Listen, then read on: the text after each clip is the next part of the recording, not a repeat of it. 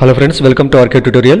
ఈరోజు మనము 31 మే 2024లో జరిగినటువంటి టెట్ పేపర్ 1లో ఉన్నటువంటి చైల్డ్ డెవలప్మెంట్ పెడగాగికి సంబంధించినటువంటి క్వశ్చన్లకు ఆన్సర్ చూద్దాం. మనము ఇందులో భాగంగా మొదటి క్వశ్చన్ చూడండి. మొదటి క్వశ్చన్ ఏముందంటే వికాసంకు సంబంధించినటువంటి సరైన స్టేట్మెంట్ను గుర్తించండి.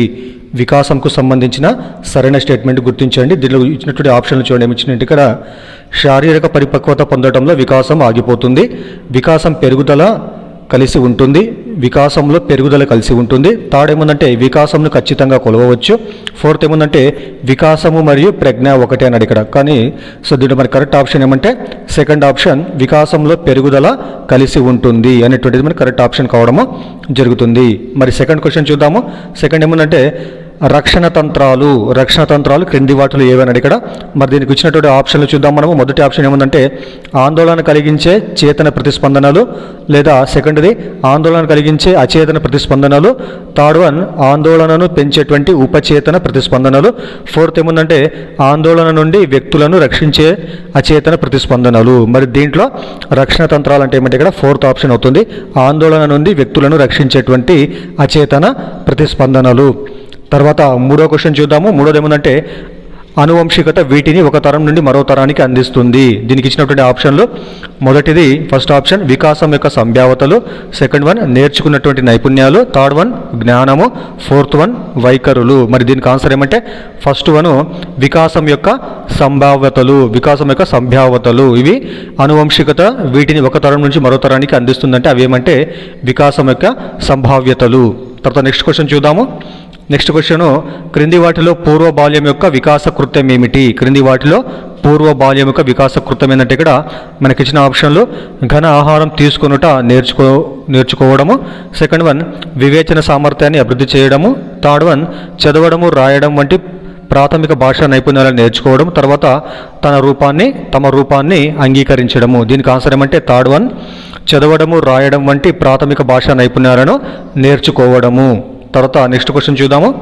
క్రింది వాటిలో ఫియాజే సిద్ధాంతంలో సంజ్ఞానాత్మక వ్యవహరణలో ప్రక్రియ కానిది అన్నాడు ఇక్కడ. క్రింది వాటిలో ఫియాజే సిద్ధాంతంలో సంజ్ఞానాత్మక వ్యవహరణలో ప్రక్రియ కానిది అంటే ఇక్కడ మనకిచ్చిన ఆప్షన్లు సాంశీకరణము, తర్వాత సెకండ్ వన్ అనుగుణ్యము, third one schema, fourth one సమతుల్యత. మరి దీనికి ఆన్సర్ ఏమంటే థర్డ్ వన్ ఆన్సర్ కావడం జరుగుతుంది, స్కీమా అనేటువంటిది. నెక్స్ట్ క్వశ్చన్ చూద్దాము. నెక్స్ట్ ఏమందంటే ఎరిక్సన్ యొక్క మనోసాంఘిక వికాస సిద్ధాంతం ప్రకారము పూర్వ బాల్య దశలో ఉన్న పిల్లవానికి స్వాతంత్ర భావాన్ని పెంపొందించుకొనుటకు సరైన అవకాశం ఇవ్వలేకపోతే పిల్లవానిలో ఇది కలగవచ్చు. మరి ఏమి కలగవచ్చు? మనకి ఆప్షన్ చూద్దాం. ఇక్కడ మనము సిగ్గు, సంశయం కలగవచ్చు, సెకండ్ వన్ అపనమ్మకం కలగవచ్చు, థర్డ్ వన్ ఒంటరితనము, ఫోర్త్ వన్ తౌదాత్మ సంభ్రమం అంట. అయితే దీనికి సరైనటువంటి అంశం ఏమంటే సిగ్గు, సంశయము కలగవచ్చు. తర్వాత నెక్స్ట్ క్వశ్చన్ చూద్దాము. నెక్స్ట్ ఏముందంటే క్రింది వాటిలో అభిరుచులకు ఉదాహరణను గుర్తించండి. దీనికి ఆప్షన్లు చూద్దాం మనము. మరి ఫస్ట్ ఆప్షన్ ఏముందంటే పాఠశాల గైడెన్స్ కౌన్సిలరు లోహిత్పై ఒక టెస్ట్ బ్యాటరీని ప్రయోగించి అతనికి సహజ సిద్ధంగా సామర్థ్యాలు ఉన్నందున అతను మెడికల్ కోర్సును ఎంచుకోవచ్చని సూచించాడు. సెకండ్ వన్ మహా తన నగరంలో జరిగేటువంటి ప్రతి క్రికెట్ మ్యాచ్కు హాజరవుతుంది. థర్డ్ వన్ మోహిని తన తల్లి పాత తరానికి చెందినదని భావిస్తుంది. ఫోర్త్ వన్ మోహిత్ ఏ కార్యక్రమానికైనా ఆలస్యంగా వెళ్ళడం ఇష్టం లేనందున సమయానికి వెళతాడు. మరి దీంట్లో ఆప్షన్ ఏమంటే మనకు సెకండ్ వన్ మహా తన నగరంలో జరిగేటువంటి ప్రతి క్రికెట్ మ్యాచ్కు హాజరవుతుంది. ఇదేమంటే మామూలుగా మనకి ఇది క్రింది వాటిలో అభిరుచులకు ఉదాహరణ. కాబట్టి మనకు ఏదైతే ఇంట్రెస్ట్ ఉందో దానిపైన ఏం చేస్తాం మనకు ఎవరు చెప్పాల్సిన అవసరం లేదు, మనమే అక్కడ మనం వెళ్ళి దాన్ని మనము ఇది చేయడం జరుగుతుంది. కాబట్టి మనకు సెకండ్ వన్ ఆప్షన్ మహా తన నగరంలో జరిగేటువంటి ప్రతి మ్యాచ్కు హాజరు కావడము జరుగుతుంది, మనకు ఆన్సర్ కావడం జరిగింది.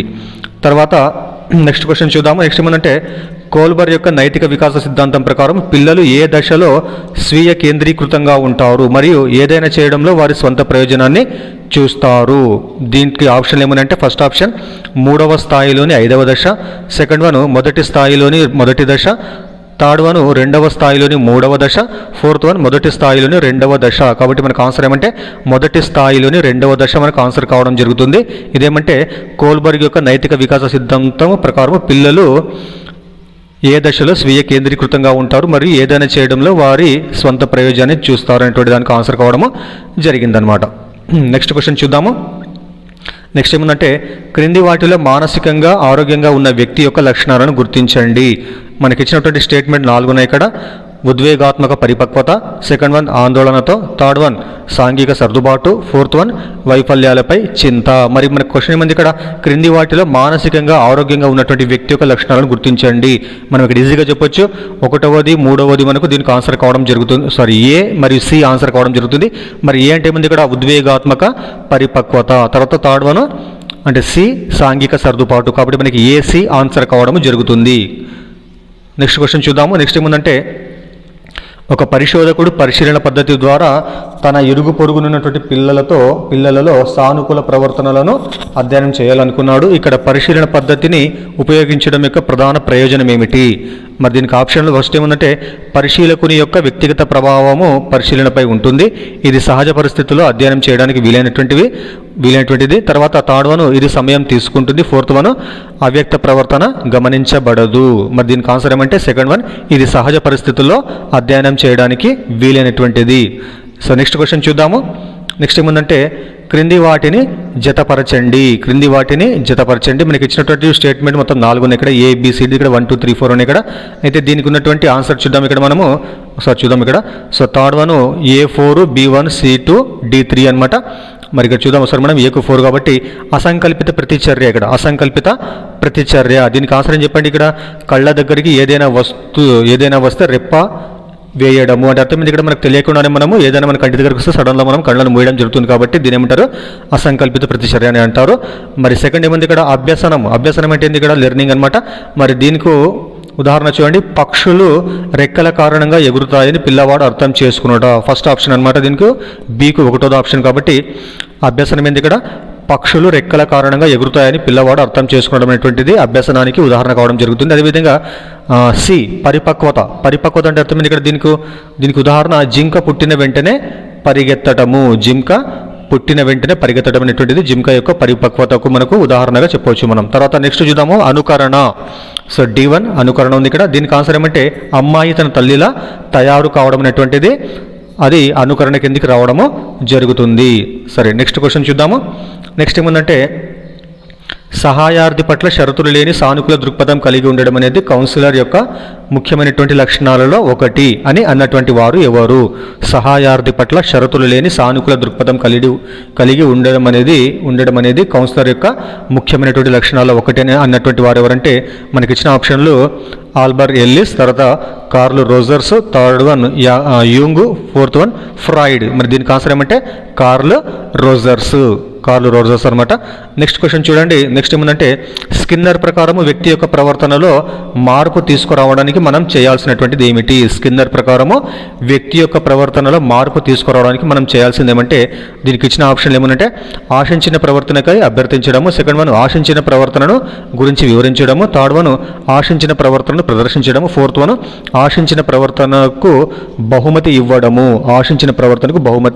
ఇవ్వడం అనేటువంటిది మనకు ఆన్సర్ కావడము జరుగుతుంది. నెక్స్ట్ 14th క్వశ్చన్ చూద్దాం మనము. ఏమంటే, ఒక పసిబిడ్డకు పరిమాణము ప్రకారం రింగులను పేర్చేటువంటి ఒక బొమ్మను ఇచ్చారు. చూడండి, ఒక పసిబిడ్డకు పరిమాణం ప్రకారం రింగులను పేర్చేటువంటి ఒక బొమ్మను ఇచ్చారు. కొన్ని ప్రయత్నాల తర్వాత తను చేసేటువంటి లోపాలను తెలుసుకుని ఆ పిల్లవాడు సరైన క్రమంలో రింగులను విజయవంతంగా పేర్చాడు. అప్పటి నుండి ఆ పిల్లవాడు అలాంటి బొమ్మలతో ఆడుకుంటూ ఆనందపడుతున్నాడు. థారండైక్ యొక్క ఏ అభ్యసన సూత్రానికి ఇది ఉదాహరణ కావడం జరుగుతుంది?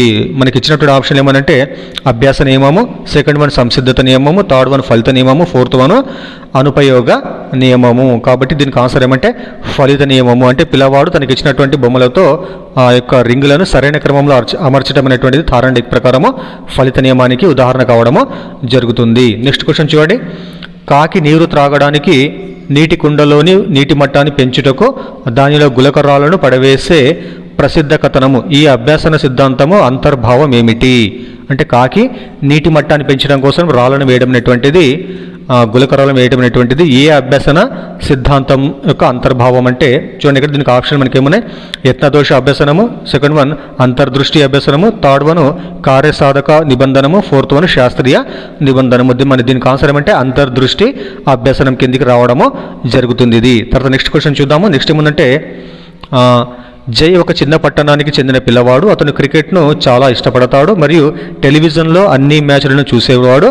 మెల్లగా అతనిలో తను క్రికెటర్ని అవ్వాలనేటువంటి కోరిక మొదలైంది. కానీ ఆ నగరంలో కోచ్లు లేరు మరియు అతని కోచింగ్ కోసం తల్లిదండ్రులు ఖర్చు చేయలేదు.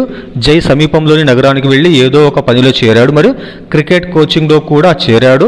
అతను తన అవసరాలను తీర్చుకోవడానికి మరియు క్రికెట్ నేర్చుకోవడానికి చాలా కష్టపడ్డాడు.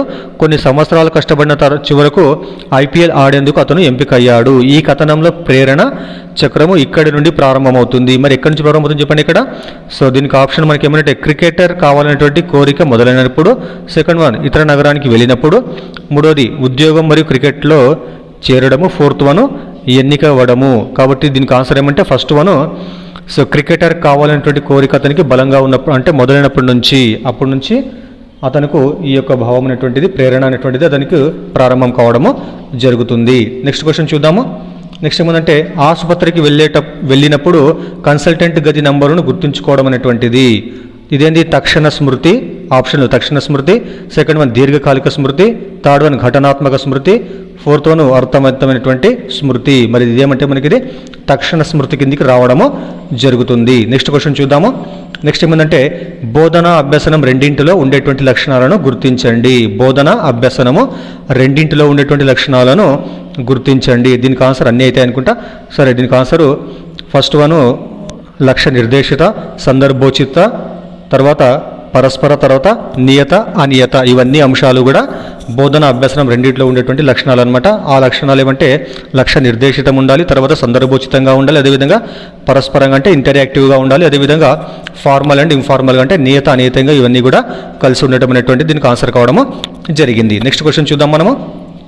నెక్స్ట్ క్వశ్చన్ ఏముందంటే నిర్మాణాత్మక దృక్పథం దీనిపై దృష్టి పెడుతుంది. నిర్మాణాత్మక దృక్పథము దేనిపై దృష్టి పెడుతుందంటే దీంట్లో మనకి ఇచ్చినటువంటి 4 స్టేట్మెంట్స్ చూడండి. ఇక్కడ ఇచ్చినాడు ఇక్కడ అభ్యాసకుడు, తరగతి గది సందర్భము, తర్వాత ఉపాధ్యాయుడు విద్యార్థుల పరస్పర చర్యలు, ఫోర్త్ వన్ విద్యార్థుల మధ్య పరస్పర చర్యలు. సో వీటిలో కూడా 4 ఆప్షన్ ABCD అన్నీ కూడా కరెక్ట్ అవుతాయి. కాబట్టి చూద్దాం మరోసారి. ఇక్కడ నిర్మాణాత్మక దృక్పథం దీనిపై దృష్టి పెడుతుందంటే అభ్యాసకుడిపై దృష్టి పెడుతుంది, తరగతి గది సందర్భంపై దృష్టి పెడుతుంది, తర్వాత ఉపాధ్యాయుడు మరియు విద్యార్థుల పరస్పర చర్యలపై దృష్టి పెడుతుంది, అదేవిధంగా విద్యార్థుల మధ్య పరస్పర చర్యలపై కూడా దృష్టిని కేంద్రీకరించడము జరుగుతుంది. తర్వాత నెక్స్ట్ క్వశ్చన్ చూద్దాము. నెక్స్ట్ ఏమిటంటే క్రింది వాటిలో పిల్లల స్వీయ అభ్యాసకులుగా ఎదుగుటకు అడ్డుపడేటువంటిది ఏమిటి? చూడండి ఇక్కడ క్రింది వాటిలో పిల్లలు స్వీయ అభ్యాసకులుగా ఎదుగుటకు అడ్డుపడేది ఏమంటే ఇక్కడ మనకి ఇచ్చిన ఆప్షన్ 4 చూద్దాం మనము. చదివే అలవాటును పెంపొందించడము, పిల్లలు వారి వస్తువులను వారే స్వంతంగా సర్దుకునేందుకు అనుమతించడము, థర్డ్ వన్ పిల్లల అభ్యసనంపై చాలా ఎక్కువ నియంత్రణ ఉండడం, అదేవిధంగా ఫోర్త్ వన్ ఏమంటే ఇక్కడ సృజనాత్మకతను ప్రోత్సహించడము. మరి ఈ 4 ఆప్షన్లు థర్డ్ వన్ ఏదైతే ఉంటుందో పిల్లల అభ్యసనంపై చాలా ఎక్కువ నియంత్రణ ఉండడం అనేటువంటిది ఏమవుతుందో చెప్పండి. దీనివల్ల మనం పిల్లలు అభ్యాసకులుగా ఎదుగుటకు మనకు అడ్డుపడేటువంటి ఆ యొక్క అంశం అనమాట అది. తర్వాత నెక్స్ట్ క్వశ్చన్ చూడండి. నెక్స్ట్ క్వశ్చన్ ఏముంది ఇక్కడ అన్వేషణ మరియు ప్రయోగాల ద్వారా జరిగేటువంటి అభ్యసనము ప్రభావవంతంగా ఉంటుంది. కాబట్టి బ్రూనర్ అభ్యసనం ఈ క్రింది విధంగా జరగాలని నొక్కి చెప్పాడు. చూడండి, అన్వేషణ మరియు ప్రయోగాల ద్వారా జరిగేటువంటి అభ్యసనం చాలా ప్రభావవంతంగా ఉంటుంది. కాబట్టి బ్రూనరు అభ్యసనము ఈ క్రింది విధంగా జరగాలని చెప్పాడంటే ఏ విధంగా జరగాలని చెప్పండి అంటే ఇక్కడ మనకి ఇచ్చిన ఆప్షన్ ఏమంటే ఇక్కడ ప్రసరణ ద్వారానా, లేకుంటే ఆవిష్కరణ ద్వారా, లేకుంటే అనుకరణ, లేకుంటే ప్రదర్శన ఇక్కడ. కాబట్టి దీనికి ఆన్సర్ ఏమంటే ఆవిష్కరణ ప్రకారము, డిస్కవరీ ప్రకారము జరగాలని బ్రూనర్ చెప్పడము జరిగింది. నెక్స్ట్ క్వశ్చన్ చూడండి. తరగతి గది నిర్వహణ సజావుగా సాగేందుకు పాఠ్య ప్రణాళికలు, నియోజనాలు మరియు పరీక్షలను ముందుగానే రూపొందించడం ఉపాధ్యాయుని యొక్క ఈ గుణాన్ని సూచిస్తుంది. అంటే ముందుగానే తరగతి సజావుగా సాగేందుకు ప్రణాళిక, నియోజనాలు, పరీక్షలను ముందుగానే రూపొందించుకోవడం అనేటువంటిది ఉపాధ్యాయుని యొక్క ఏ గుణాన్ని తెలియజేస్తుందంటే దీనికి ఇచ్చిన ఆప్షన్లు ఆసక్తిని, సంసిద్ధతను, తర్వాత స్వీయ ప్రతిస్పందన, తర్వాత అధికారం అనమాట. దీనికి ఆన్సర్ ఏమంటే సంసిద్ధత, ప్రిపేర్డ్నెస్ అనమాట. దానికోసం అది తెలియజేయడం జరుగుతుందన్నమాట. నెక్స్ట్ క్వశ్చన్ చూడండి. చంద్ర ఒక ఉపాధ్యాయురాలు. సంవత్సరం ప్రారంభంలో ఆమె విద్యార్థులకు తన తరగతి నియమాల గురించి చెబుతుంది. కానీ అభ్యసించే వాతావరణాన్ని మెరుగుపరచడానికి విద్యార్థులు ఏవైనా సూచనలు ఆమెకి ఇచ్చినప్పుడు ఆమె వాటిని వెంటనే అంగీకరిస్తుంది. చంద్ర యొక్క నాయకత్వ శైలి ఎలా ఉంటుంది అనేటువంటి క్వశ్చన్ అనమాట ఇక్కడ. మరి దీనికి ఆప్షన్ ఏమంటే నిరంకుశ శైలియా, లేకపోతే ప్రజాస్వామ్య శైలియా, లేకపోతే అనుమతిపూర్వక శైలియా, లేకపోతే జోక్య రహితన. కాబట్టి దీనికి ఆన్సర్ ఏమంటే సెకండ్ వన్ ప్రజాస్వామ్య.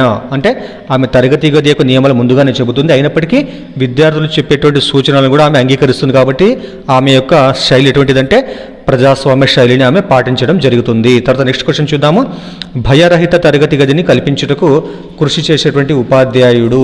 భయరహిత తరగతి గదిని కల్పించుటకు కృషి చేసేటువంటి ఉపాధ్యాయుడు అంటే ఇక్కడ మనకు ఆప్షన్ ఏమని, ఇక్కడ విద్యార్థులు వారి అభిప్రాయాలను వ్యక్తపరచుటకు స్వేచ్ఛను కల్పిస్తారు, విద్యార్థుల మధ్య పోటీని కలిగిస్తాడు, తర్వాత విద్యార్థులందరి నుండి అధిక నిష్పాదనను ఆశిస్తాడు, తర్వాత తరగతి గదిలో కఠినమైనటువంటి క్రమశిక్షణను పాటిస్తాడు. మరి దీనికి ఆప్షన్ ఏమంటే ఫస్ట్ ఆప్షను విద్యార్థులు వారి అభిప్రాయాలను వ్యక్తపరచుటకు స్వేచ్ఛను కల్పిస్తారు. ఇది భయరహిత తరగతిని కల్పించుటకు ఉపాధ్యాయుడు చేసేటువంటి కృషి కిందికి రావడము జరుగుతుంది. నెక్స్ట్ క్వశ్చన్ చూడండి. నెక్స్ట్ ఏముందంటే భారత రాజ్యాంగంలోని ఈ అధికరణం 14 సంవత్సరాల వయసు వరకు అన్ని రకాల ప్రమాదకర ఉపాధుల నుండి రక్షణ పొందేటువంటి హక్కును కలిగిస్తుంది. చాలా చాలా ఇంపార్టెంట్ ఇది. దీనికి ఆన్సర్ ఏమంటే ఆర్టికల్ 21, తర్వాత article 23 second one, third one article 24, fourth one article 45. కాబట్టి దీనికి మనకు ఆన్సర్ ఏమంటే ఇక్కడ ఆర్టికల్ 24. ఇది ప్రతి దాంట్లో వస్తుంది ఇక్కడ, not only DSC, not only TET. So మిగతా ఎగ్జామ్లో కూడా దీని గురించి చాలాసార్లు క్వశ్చన్ రావడం జరిగింది. కాబట్టి 14 సంవత్సరాల లోపు ఉన్నటువంటి పిల్లలందరూ కూడా ఖచ్చితంగా ప్రమాదకర పనుల ఉపాధుల నుంచి రక్షణ పొందేటువంటి హక్కు అనేటువంటిది మనకు రాజ్యాంగంలో ఉన్నటువంటి ఆర్టికల్ 24 సూచించడము జరిగింది. తర్వాత విద్యా హక్కు చట్టం 2009 అమలు నుండి ఈ రాష్ట్రం మొదట్లో మినహాయించబడింది. ఏ రాష్ట్రం చెప్పండి? జమ్మూ కాశ్మీర్ రాష్ట్రము మొదటగా దీని నుంచి మినహాయింపబడింది. ఎందుకోసం చెప్పండి అది?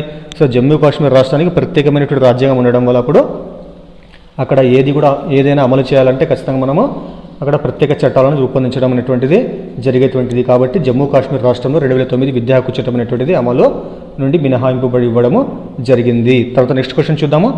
నెక్స్ట్ ఏముందంటే క్రింది వాటిలో ఉపాధ్యాయుని యొక్క లక్ష్యము కాకూడనిది. ఏ లక్ష్యం అనేటువంటిది ఉపాధ్యాయుని కాకూడదంటే మనకి ఇచ్చిన ఆప్షన్ చూద్దాము.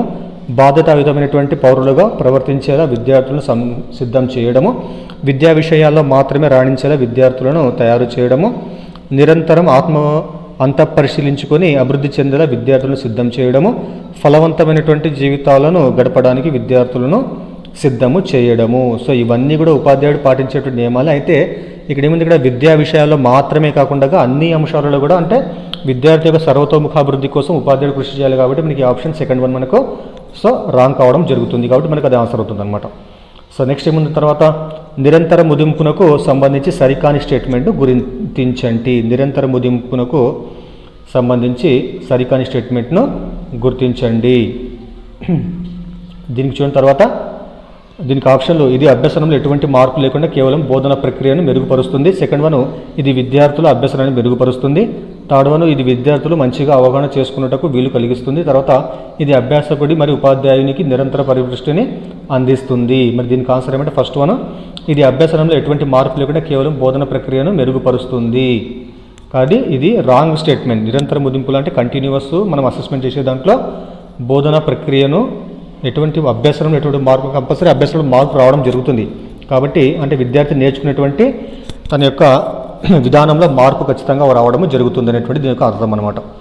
తర్వాత నెక్స్ట్ చూద్దాం మనము. నెక్స్ట్ ఏమందంటే క్రింది వాటిలో మర్చిపోవడానికి కారణము కానిదేనని. ఇక్కడ క్రింది వాటిలో మర్చిపోవడానికి కారణం కానిదేదంటే ఇక్కడ క్షయము ఒకటవది, సెకండ్ వన్ అభ్యాసం, తర్వాత మూడవది జోక్యము, నాలుగవది అనుపయోగము. అందులో మనకు సెకండ్ ఆప్షన్ అభ్యాసం అనేటువంటిది మర్చిపోవడానికి కారణం కానిది. మనం ఎప్పుడు అభ్యసిస్తూ ప్రాక్టీస్ చేస్తుంటే ఏమైతే చెప్పిన ఖచ్చితంగా మనము విషయాన్ని మర్చిపోకుండా ఎప్పుడు కూడా మనం గుర్తుంచుకోవడం జరుగుతుంది. కాబట్టి మనకి ఇది ఆన్సర్ కావడము జరిగింది. తర్వాత నెక్స్ట్ క్వశ్చన్ చూద్దాము.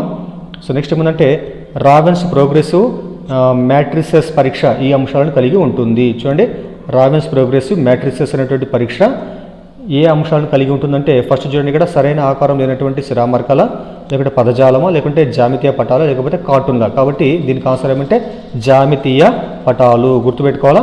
రావెన్స్ ప్రోగ్రెసివ్ మ్యాట్రిసెస్ పరీక్ష అనేటువంటిది వేటిని కలిగి ఉంటుందంటే అది జామితీయ పటాలను కలిగి ఉంటుంది. సో దయచేసి వీడియోని లైక్ చేయండి, అదేవిధంగా ఛానల్ సబ్స్క్రైబ్ చేయండి, వీడియోని మీ ఫ్రెండ్స్కు ఫ్యామిలీ మెంబర్స్కు షేర్ చేయండి. Thank you.